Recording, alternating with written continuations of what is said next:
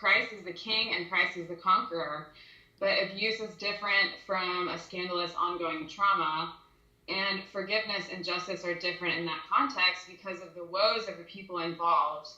Their lives were turned upside down. They were turned into crap. And the numbness of the realities of life following that kind of crisis and that kind of experience would probably cause many people to want to leave the Catholic Church for good. Yes, 100%. So do you think that it's just this crisis and this scandal, or do you think there are other things that are wrong with the Catholic Church today? That's a good question. I would say, man, there's so many things I want to say to this. I have a big answer for this. For one, it's a multitude of things, but I think they all interconnect with each other. That's how I see it. So when you look at the Catholic Church, you go into the parish and you see basically an iconoclastic atmosphere. Very little icon. I mean, for the most part, this is what you see, right? Very little icons, or almost no icons. Little to no icons. Terrible music. I mean, really terrible music. There's nothing really of reverence.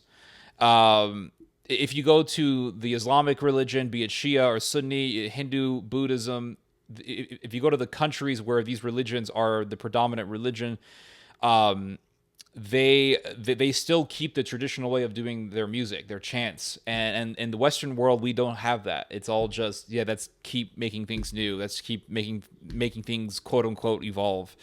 And one thing I've noticed is that a lot of the priests who believe in these sorts of reforms, to use the word liberally, is that they are also people who want to change.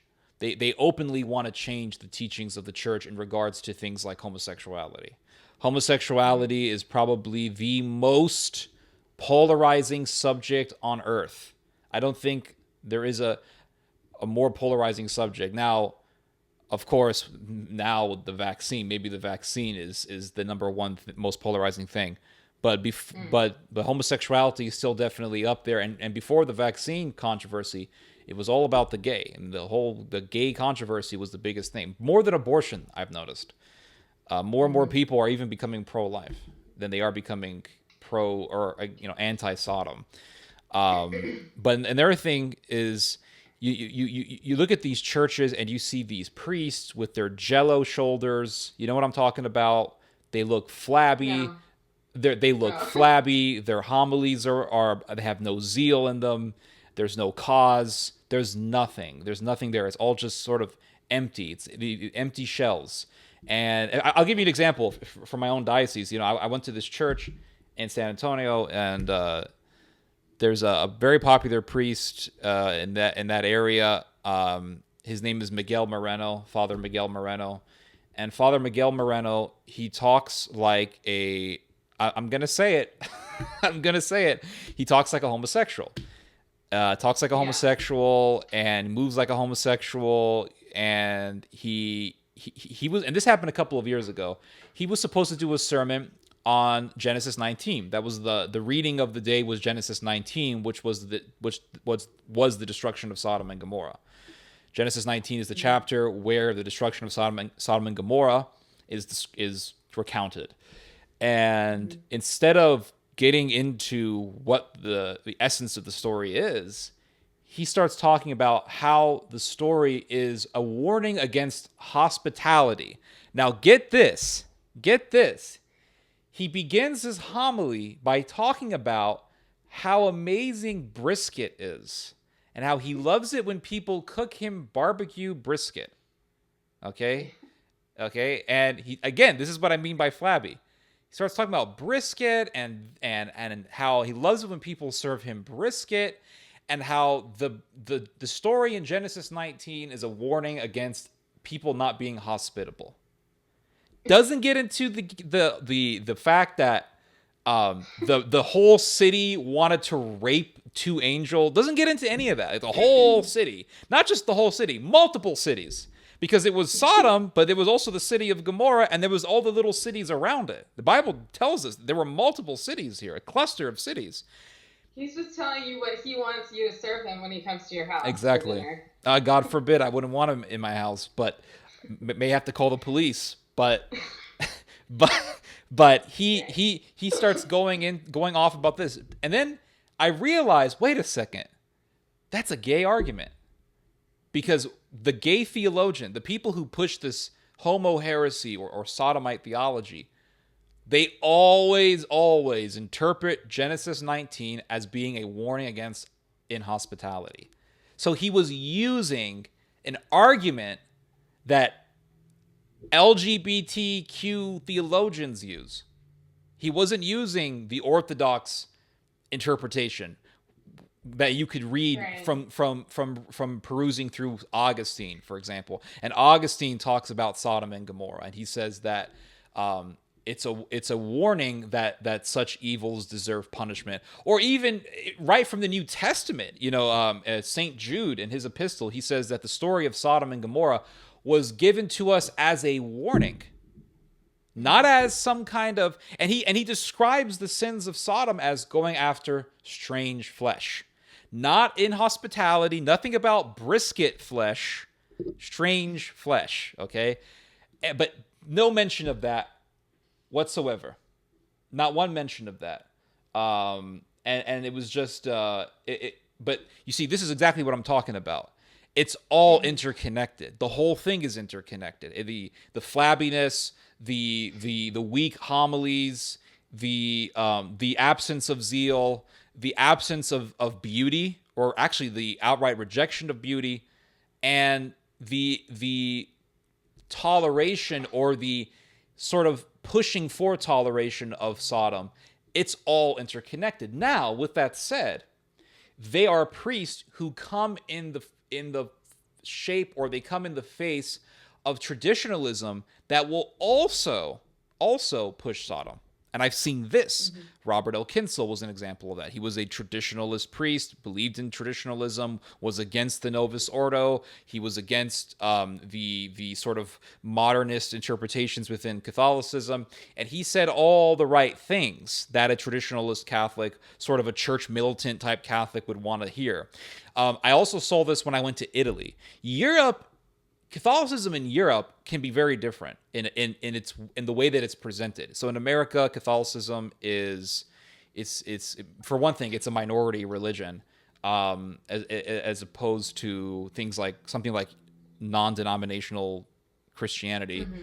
But in America, Catholicism is more, I don't know, it's almost like it's secondary to being American in a way. But in European countries that are traditionally Catholic, it's a part of the society. Like, it's everywhere. You go to Italy, Poland, you go to Spain, Catholicism is just all over the place. And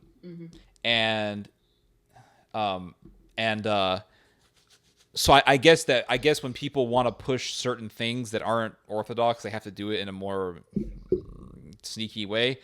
And so when I went to Italy, I noticed going to this church, it was like, the music was beautiful. The chant was beautiful. I mean, it was amazing. It was unlike anything I've heard in the United States, unlike anything that I've seen in the United States. But when I began to talk with these nuns or when these monks, they were actually very almost liberal in their interpretations, in their beliefs on things. So we have to be careful. I believe, yes, all of the weird things that we see in the Catholic Church today are all interconnected, I believe. But at the same time, they are people who push those very things with the mask of tradition. So we have to be careful on with that. And I'll stop there. Yeah. Yeah, that's really interesting. And like you were saying, where the priest says all the things that a traddie would want to hear. I think that there are a lot of views within the Catholic Church about government and handouts and that kind of thing. And that would be my next question is, you didn't attend college. You said in your Ask Me Anything just recently, but it seems like you have gotten a great education. I don't know if you're homeschooled or Mm, the guidance of your dad is very obvious in your intellectual training. So I was thinking about the difference between socialism, Marxism, and communism. Socialism is opposed to Marxism in many ways. Marxism is a cult of personality, and many have gone down in flames to preserve the image of one man. hmm. Communism has its roots in atheism and is a bigger movement unto its own. Uh, in light of this, many times I've heard you criticize the efforts in the Biden administration to preserve the tenets of protecting the poor or even homosexuality, those who are in a situation perhaps through no fault of their own, but they are struggling in a situation. Hmm. So, in terms of that, is socialism always bad? I mean, socialism is always bad. So when we think of socialism, we're thinking about when we think of socialism, we usually think of like Marx, right? That's always bad. Yes, I would definitely say Marxism is always bad. The idea of government helping the poor or helping people who really need it, I don't really see that as something that's bad. If you want to call it socialism, okay, fine. But the U.S. government has been doing this for a long time. Helping Mm-hmm. single mothers, for example, helping people who are unemployed, helping people who are even just really down in the ditches. Now, does that mean that I believe that these people should always get government assistance? No, but I think that government assistance can be very helpful in getting people up from the ground and get their lives back together. So in that aspect, I don't think that's wrong. I mean, and there are many, I think, Republicans who would agree with that. But this idea of, for example, and there are these crazy lefties who push this on the internet. Um, the idea that a lot of these people have of, for example, giving the means of production to the workers, I think that's crazy. I think the idea of, for example, taking a business and saying, okay, to hell with the CEO and giving all the power to the workers and having the workers Mm-hmm. rule the entire company like a democracy. I think I mean, anyone who has ever worked with employees, I think would know that that's just that's suicide for your whole business. Right. Causing inflation and It's just crazy. giving handouts. Yeah, and then also the idea of like, for example, giving. I mean, what's his face? That guy Yang, Andrew Yang. He talked about giving each American $1,000 for every month. I mean, that's too much. Every American, most Americans can work. Most Americans are able-bodied. But I think that's crazy. But I think, but at the same time, we need to have a balance. Does that mean we get rid of all government assistance? No. I think in some cases, people definitely need it. In most cases, I don't think they need it, but in some cases they do. We have to be Okay. balanced. Yeah. Okay. So without getting too personal, have you seen your own faith tested and found secure in the midst of the trials of your life? And what are some examples of this? Oh yeah, definitely. So I could bring up when I was in public education and when I was arguing with crazy liberal teachers in the Bay Area, but I mean, I would say that a situation where my test was definitely tested was when I was dealing with predator priests. When I was dealing with Kinsel, the fact that he was preying upon me, the fact that Monsignor Yarbrough, when I met him back in 2014, he said, "Oh, if you would like to talk about religious things, spiritual things, let's hang out sometime." And at that point, Mm-hmm. I was a little bit worried because I already had a situation with Kinsel, and I looked him up and I found out that he had sexually assaulted a young man years prior to that, to us talking. And I decided, you know what, I'm going to confront this guy, and I did. My faith at that point wasn't exactly tested because I responded with zeal. I said, I'm going to confront this guy, and I yelled at him in the middle of a cafe. You can watch it online. It's on BitChute. I can send it to you if you want. But Okay. it was on YouTube, but YouTube took it down for quote unquote bullying. But I wasn't bullying it. I was bullying. I mean, I guess if you want to confront a predator, I don't know if that's bullying, but obviously it's not. But Well, Um, not many people are willing to do that. Not many people have the courage to even try. So, but yeah, and then I had the situation with going to Italy, and I went to this beautiful monastery in the middle of this village in the middle of the mountains, and it looked like something from a horror movie. To put it, it looked like something from Resident Evil 4. And I hung out with all these monks and nuns, and for the most part, it was like just laughing and talking. But there was a lot of weirdness. I met the Mother Superior, and she told me about how she's friends with a Kabbalist, and she talked about the feminine and masculine energy and nature that is within God, and it was just very new agey.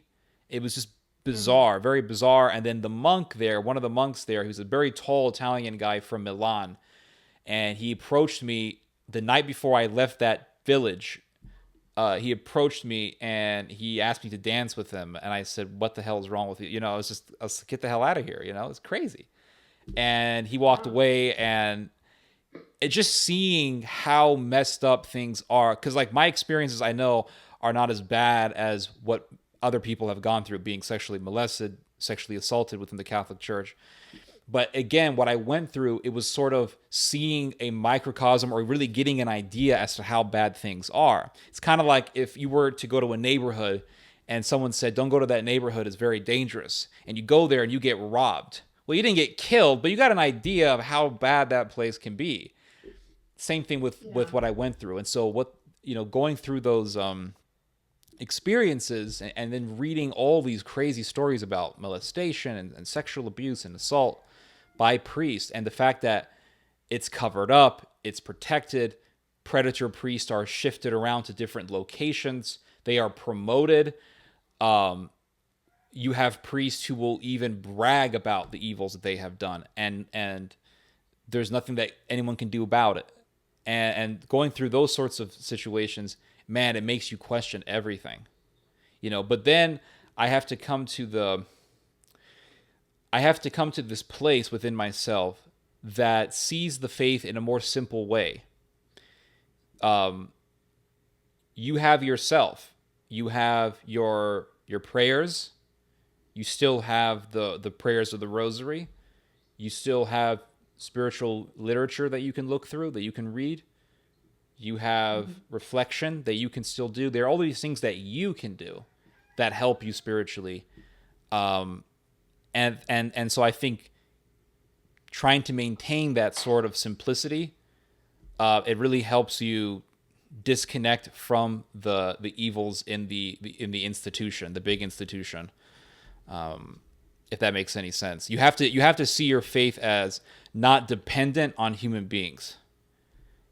You have to Okay. see your faith as not dependent, because it's like, well, this priest did this, so therefore I don't think God exists, or I think that Christianity is a lie, or I think that Jesus Christ is not divine or the Son of God. You can't let the institution determine your faith. You have to. That's why, after going through what I went through in 2014 with Kinsel, I began to really dig deeply within myself, and cultivate this idea of a simpler way of viewing Catholicism, and that is Yeah. doing what you can do individually, and having that relationship with God. And I know that sounds kind of Protestant-y, but it's been very helpful for me as a coping mechanism. Yeah. I think a lot of Catholic people, they have a bad experience, and I would challenge that desire to cut yourself off from the beauty of Mass. And I attend Latin Mass with my family, and just the worship, the music, Mm-hmm. receiving the Eucharist in person, being surrounded by witnesses, and also being able to make friends with people is it's a beautiful opportunity, Mm-hmm. and it gives us grace and accountability, being able to have friends Mm-hmm. there at Mass with us. Uh, so do you think that it's okay for us to, do we have a pass if we have experienced some kind of crisis or an abuse, or A pass to even what? been witness to a scandal? Do we have a pass from attending Mass? Well, I mean, honest with you, I haven't gone to mass in years. I haven't gone to mass since 2019 because I mean, of all the weird experiences that I went through and seeing the things that I've seen and hearing so many weird stories. And I've been to so many churches within my diocese. You know, I spent almost 6 years looking for a good church and trying to find a church that was good, to put it simple. And I just couldn't find it, you know. And people who are sick and tired of the corruption of the church, and they're sick and tired of the scandal, and they've been through a scandal. I really can't. I mean, I'm not going to condemn those people, and I can't blame those people. Um, it even came to the point in my life where I am not exaggerating when I say this. I was going to an SSPX church because I was so tired of it all, tired of this I Novus don't know what Ordo. that is. St. Pius X, Catholic St. Pius X, the Order of St. Pius X. Okay. It's a traditionalist order it's technically not under Rome, but it still has something of a relationship with Rome. They're considered to be schismatic, which they are in a way. I mean, they are. I'm not gonna mince words. But I went there for about 2 years because I was tired of the institution. I was tired of it. I was tired of going to a church where the priest talked like a homosexual. And I've seen this more than one time. I was tired of going to a church where the priest would invite himself to your house, and before you know it, he's laying on your bed like he lives in your house. Like, what the hell, you know? That happened to me one time. I was going to this church, and again, there was a priest there. He began to talk about, he was a traditionalist too. Came in like Kinsel, went against the modernism within the church, and he said all the right things. And he knew that I was an intellectual type of guy, and we had dinner before, so we had conversations about theology. And he said, "I'd love to see your library." And this was after the mass. I went to mass, and then after leaving the mass, he comes up to me and says, "I would love to see your library." So I said, "Sure." And he comes over without even giving me a specific time, which is not really a big deal. But he just comes over, and as I'm showing him my library, which you can see half of right behind me, he decides to lie down on my bed looking at me. I mean, it was so bizarre. The whole situation was so bizarre, you know. And it was sickening, very sickening. And there's no one that you can go to. That's the thing. There's no one that you can go to. You can go to the bishops, you can go to the authority, the religious authority, and they don't do anything, you know. So the whole thing is completely messed. The whole thing is completely messed up. I was gonna go on to my next question, but I feel like I would like to respond to that and just say that if you are questioning everything and you've come to a position that is totally cynical of authority, then it seems like you are responding to the license that you see with another type of license. And that, to me, is a bit concerning. But I do really appreciate and like the way you have articulated this term Sodom. And I like that you're standing up against the sodomy and how it has crept into the church and caused a lot of these rifts, and that you're standing up against the sexual abuse scandal, because I mean, I'm definitely a moderate politically, but I really, really am inspired when people they have conviction.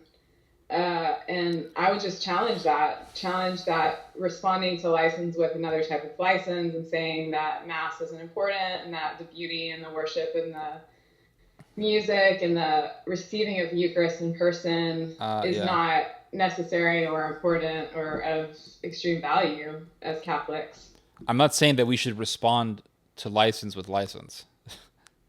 In fact, my initial strategy in 2014 was that we need to go and confront all of these priests. And back in the day when my website was huge, I mean, it was getting hundreds of thousands of views a day, I confronted Yarbrough because he said, "Oh, well, come hang out with me." Okay, fine. Let's meet at this cafe. And he said, "I would much prefer that we meet in my office." I'm like, in my mind, I'm like, yeah, because you want to grope me, you pervert. So I said, no, no, no, and I made up some lie. I made up something like, it's close to my work. It's easy for me, blah, blah, blah. And he said, okay, fine. So I went to this cafe and it's on video. I put it up online. And we talked, and then eventually the conversation escalated into a theological debate where he basically told me that demons don't exist and that he would never tell his congregation that homosexuality is a sin. And then he said, I gotta go. He wanted to leave. It was so creepy was that when in the beginning of the conversation, I said, how much time do you have? And he said, I have all the time you want. That's what he told me. And this was in a Saturday afternoon, a day when he was supposed to be hearing confessions. Because Saturday usually is confession day. And it was around that time that he should have been in the church hearing confessions. And Right. and he said, I have all the time you want. It's like, well, you need to be hearing confession. So then once he realized that I was challenging him, he says, well, I got to go. And he gets up, and I said, before you leave, let me ask you one last question. I said, does the name Hector Escalante ring a bell? And Hector Escalante was the young man that he assaulted. And he just, Right. I mean, the whole environment of the whole cafe changed. I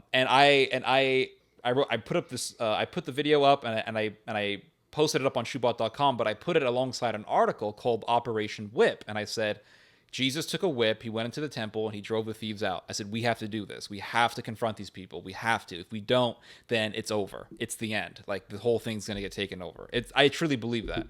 Because Absolutely. the bishops don't do anything. Nobody does anything. So it's up to the lay people to do something. And no one did anything. Okay. In fact, and you can quote me on this. Okay. I wrote, because I went on Church Militant a few times before that with Michael Voris, and I wrote to his producer and I said, hey, I have a video for you of me confronting a priest who 100% sexually assaulted a young man. And I confronted this guy. He's a predator. And the producer of the Church Militant, Matt Pearson, I think his name is, he wrote me back and he said, we would love this material. And I said, great. So I put the video together and I put it up on YouTube and I sent it to him. And I said, here's the video. And he never got back to me, which was weird because Matt always got back to me within the same day of me writing him. And I waited, and about 1 week passed, maybe a week and a half passed. And I wrote him and I said, Matt, what happened? And he wrote back to me and he said, well, the staff of Church Militant got together. We all watched the video. And he said, everybody in the studio wanted this video up on Church Militant except for one guy. And I'm going to assume that was Michael Voris. And then Matt Pearson wrote me saying, hey, because in the video, I go to Yarbrough's church. After confronting him in the cafe, he ran to his little sports car and drove off. And then about a week later, I went to his church because I'm like, hey, I'm gonna let him think that I'm gone, that I forgot about him. Then I'm gonna surprise him. Psychological warfare. So it's kind of like when Musashi, the samurai, I think I'm saying his name correctly, Musashi. He was supposed to do a duel with a guy, and he came like an hour late. That sort of thing. So anyway, I go to the church, and I didn't yell or anything like that. I did not disrupt the communion, but I went there Sunday afternoon in the middle of Mass. He was passing the Eucharist to the congregants, and I just stood there maybe about 10, 15 feet away from him, filming him. And I just filmed him, just looking at him, and his face turned red, and it was fun, and the ushers come over. The ushers come over and they're like, what are you doing here? And da, da, da, da. It's all in the video. And I said, this man is a predator. He's a pervert. I said, he kissed a young man on the lips. He sexually assaulted a young man. And then one guy was like, I don't believe that. And I said, it's reported by the San Antonio Express. It's in the publication. It's in the newspaper here. It's in the local newspaper. And they said, you got to leave, or, basically saying we're going to call the police. So as I was leaving, they followed me out, and I tried talking to this usher, and this is also in the video. And I said, this young man was sexually assaulted by your priest. And the only thing that this guy could tell me was, he's our Monsignor. So literally no one does anything. And it's like, what do you do as a layperson? What do you do? What do you do? And again, it's like, if you if you're not going if you're not going to church because you hate God or you hate religion or you're lazy, then yeah, that's a bad reason not to go to church. But if you go to church and it's after years of going to church, trying to do the right thing, trying to fight against this evil, trying to purge the church of evil, and you find out that the entire institution is against you, it comes to the point where you think to yourself, why am I even bothering to help this institution? This institution hates me. It does. The Catholic Church, honest to God, I truly believe this. The Catholic Church hates people who want to do the right thing. I truly believe that. The Catholic Church hates people. I remember when I first converted to Catholicism, I was so excited. I had like huge convert syndrome. And I remember going to this church, and I remember trying to talk to the priest. And like every time you try to talk to these priests, they'd just be super annoyed by you. Super annoyed by you. Yeah, and they don't even want to talk to you. I don't know. It's just, yeah, anyway. I am also a convert, and I mean, I can see where you're saying you go into this holy church, and then as soon as someone crosses the line, which in your case it was much worse than that, you would just say goodbye. Because I've also had those experiences where I tried to stand up for my faith, and I would write on my blog or would write articles, and I actually admire that you're willing to get flack from the liberal media or from wolves within the Catholic Church, wolves in sheep's clothing.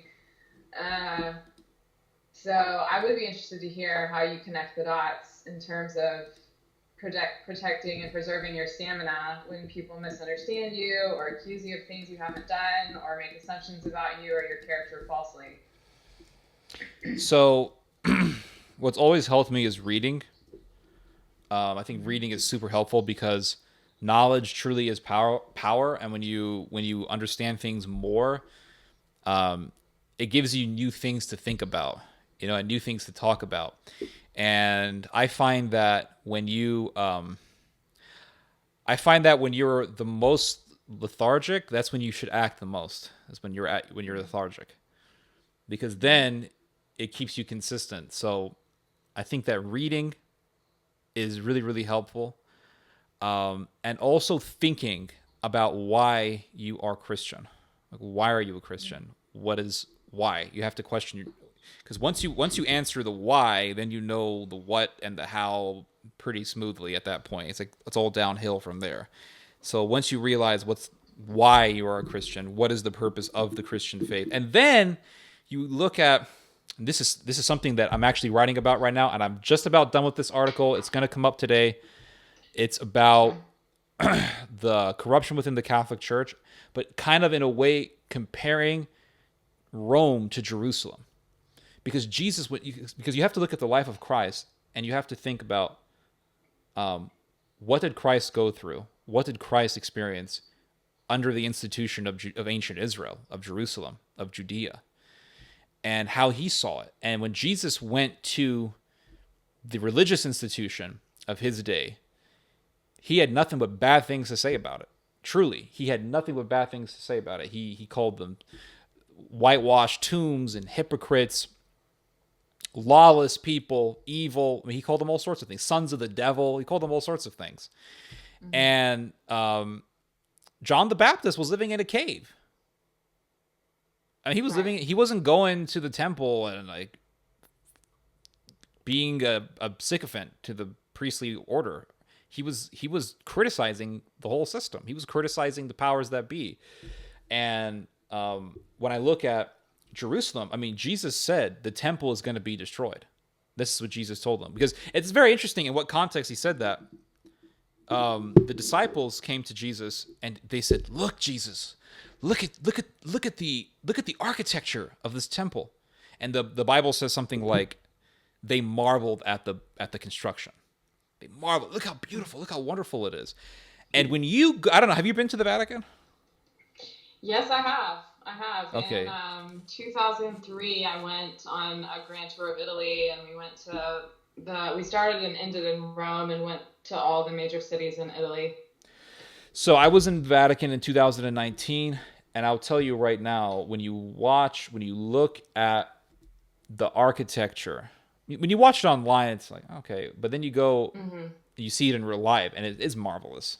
Oh yeah, It's marvelous. It it's truly is. And incredible. you look at this architecture, and you think, how did men build such things? How did people build such things? So Definitely. so the disciples, they marveled at the architecture, just like we today marvel at the architecture of the church. Jerusalem was destroyed, and Christ told them, you see this temple that you're marveling at so much, it's all coming down. The whole thing is going to be destroyed. Why? Because the whole religious institution is evil. There's a story in the gospel where the Jesus and the disciples are picking wheat in the wheat field. A lot of English translations will say they were picking corn, but corn, as we know it, didn't exist in that part of the world until the Europeans went to Mexico and North America and they discovered corn. So they weren't picking corn. They were picking wheat. They were picking wheat. Right. And they were picking wheat, and the religious leaders, they pop up and they say, why are you picking wheat in the Sabbath? And Jesus says that the Sabbath was made for man, and man was not made for the Sabbath. And I remember reading, hearing somebody, I think it was, who's the guy who wrote the book, The Jewish Roots of the Eucharist? Was it Petrie? Petrie, I forgot Yeah, I don't know. his first name, but this Catholic scholar, his last name is Petrie. He did a video kind of giving his interpretations of these stories, and he presented a really fascinating interpretation of this story, saying that the Jewish priests come and they say, "Why are you picking wheat in the Sabbath?" And Jesus picks wheat and he gives it to his disciples. Just like in the Last Supper, he gave the Eucharist to his disciples. The Eucharist is a sacrifice of wheat. I mean, it is transubstantiated into the flesh of Christ, but it starts out as wheat. And Jesus gives the wheat to his disciples. And then these priests come and they're saying, why are you doing this? And it's almost like Jesus was telling the Jewish priests, a new priesthood is on its way. A new priesthood is here. I'm giving this wheat to these disciples who are going to replace you guys. And that's eventually what happened. The Romans came. I mean, there's no Jewish priesthood today. Like, it doesn't exist. There's no such thing as a priesthood. And the Jews of today, the modern day Jews, Reformed, Orthodox, it doesn't matter. They can't really explain this phenomena. It's like, you guys have no priests. You have rabbis, but these aren't priests. You guys aren't sacrificing anything. But why don't the Jews today have priests? Because they have no temple. Because the temple was destroyed. And it's really fascinating. This is why I tell everyone to read Josephus. Josephus was a Jewish historian, and he wrote this book called The Jewish Wars. And he gives the most detailed account ever written on the Roman-Jewish conflict. And he was a man who actually fought in the Roman-Jewish war. And he was Jewish himself. And he describes how before Jerusalem was destroyed, there were all these Jews, Jewish men, walking around, dressed up as women, and engaging in homosexuality. And he says it wasn't just in one part of the city, it was throughout the whole city of Jerusalem. And this happened before the destruction of Jerusalem. And you look at, and who destroyed Jerusalem? Who destroyed the temple? The Romans.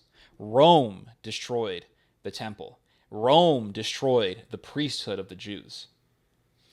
And the priesthood, in a way, continues on in Rome, because Rome would become the center of Christianity eventually. And so the Roman priesthood inherits, or really takes on, the priesthood of Israel. So Jerusalem continues on in Rome. So it's like Rome destroys Jerusalem and takes the torch. And so now we have Rome, and Rome is Jerusalem. But what happened before Jerusalem was destroyed? There was homosexuality that was rampant in the city. What's happening in the Vatican? Homosexuality is rampant. It's amongst the cardinals, it's amongst the bishops, it's amongst the priests. Hell, in the early 2000s, the Vatican spent millions of euros, like 20 million euros or something, to buy 20 apartments that were smack right next to the biggest gay bathhouse in Europe. And they said, oh, it's because we have conferences, you know. It's rampant. And I think that Rome eventually is going to be destroyed. Just like Jerusalem was destroyed. Just like when the disciples said, "Oh, Jesus, look, the architecture is so beautiful," and Jesus said, "No, it's all coming down." And you go to the Vatican today, and you say, "Oh my God, the architecture is so beautiful." It's all coming down. It's all coming down. That's what I believe. Yeah. And if you want to get an idea of how that could look like, just look at the sack of Rome in 1527. We talk about, I have a New York accent. What the heck is wrong with me? We talk about, how the Vandals sacked Rome or how the Nazis occupied it. Nothing compares to the sacking of Rome of 1527, when German Lutherans, who were mercenaries, part of a mercenary order called the Landsknecht, which means the Landsknecht, I believe, means the saviors or the protector or the servants of the land. That's what that means, I believe. Alongside Spanish imperial troops under Charles V, they invaded Rome because the Pope had made a secret alliance with the emperor's enemies. They invade Rome, and my God, they raped everything. They raped all the women. They raped even kids. They went into the orphanages. They killed all the kids. They raped nuns. And they go into the church of St. Peter, the Basilica of St. Peter. And on top of they made the altar of St. Peter into a slaughter platform, a chop up, an execution square. And they were killing person after person because a lot of people in the city, they thought, well, if we hide in St. Peter's Basilica, we'll be protected. So they all run into St. Peter's Basilica. Landsknecht, crazy Lutheran fanatics, go into the basilica, and they took every human being that was hiding in that church and they killed them on top of St. Peter's Basilica. And as they were orchestrating these executions, they were seen screaming, "Hail Luther." Okay, so instead of Heil Hitler, it was Hail Luther. So German history has a weird pattern like this. It's crazy, but I think something like that could happen in the future. Well, it's interesting that you say that Rome destroys Jerusalem, and then you said, and Rome is going to be destroyed because I've had people that I know in my family say that Catholics are not Christians and Catholics don't have Jesus. And my response to that is, well, the Catholic Church was the only church for 1,500 years. So how does that stack up? And as a convert, someone who came back home to the Catholic Church, I think what you're saying, there's something there, something right about that the Protestant Reformation watered down a lot of what we had going with the start of the Anglican Church, and then the gradual splitting of the American Protestant Church. I think there's something to what you're saying for sure. Yeah, definitely. I mean, that doesn't mean that we support Luther or anything I don't support Luther or anything like that. But what I do believe is that I believe that God uses wicked people or violent people as his scourge. I truly believe it, because you see that all throughout the Old Testament, where God is using the Babylonians and the Assyrians and the Canaanites to punish his people. And I think it's no different for us. I think that eventually God is going to use a warlike people like the Germans to punish the Catholic Church. Yeah. And people think, well, the Muslims are going to destroy the Vatican. That's possible. The Arabs, they did sack Rome at one point in I want to say it was in the 5th century or so. No, sorry. My mistake. 9th century, the Arabs of the Muslims, the Moors of North Africa, they went right through the Tiber and they entered the city of Rome, and they plundered St. Peter's Basilica. They plundered St. Paul's Basilica. They killed and they raped and they did all these things, but they were defeated pretty easily. But when you look at what happened with the Landsknecht and the imperial troops who invaded Rome in 1527, I mean, it was horrific. Around 45,000 people were butchered, or they were wounded, or they were exiled. It was the worst sacking of Rome in the city's history. And I think that in a way, it gives us an idea. And here's another thing. There was an Italian historian who lived at that time. I forget his name was some. It's difficult to say his name. His name was like Guiardicini or something. I forgot his last name, but he wrote a book called The History of Italy, and he recounts the sacking of Rome of 1527, and he talks about how when the landsknecht grabbed the priests and the bishops and the cardinals, they would castrate them, and the historian adds. And these clergymen did not express the smiles that they presented when they were living their effeminate lifestyle before. So there was homosexuality amongst the priesthood. And here come these Lutheran Protestant radicals thinking that they are doing God a service. They take these priests and say, oh, we're going to castrate you. What do you see in the Vatican today? I mean, there was an artist in the 16th century who called himself Il Sodoma, the sodomite. That's what he called himself. He lived in the 16th century. He called himself Il Sodoma. I am the sodomite. So today is worse. Today the situation is worse, and I don't think that all of a sudden Rome or the Vatican is going to be exempt from God's wrath. Is your dad a Catholic? Is he Catholic? Yes, my father joined the Catholic Church at the same year I did, 2013. Okay. Well, this is my last question, and just to tie it into what we were saying, I mean, I think we can all agree that whether or not, wherever we come down on the Protestant Church, we do have unity in the joy of the gospel. And I would ask you if you can express concisely and as precisely as possible how your faith informs your view, perspective, and philosophy. Anything related to being grateful and thankful for your faith, or books you've read that have informed this perspective. And that's the last question.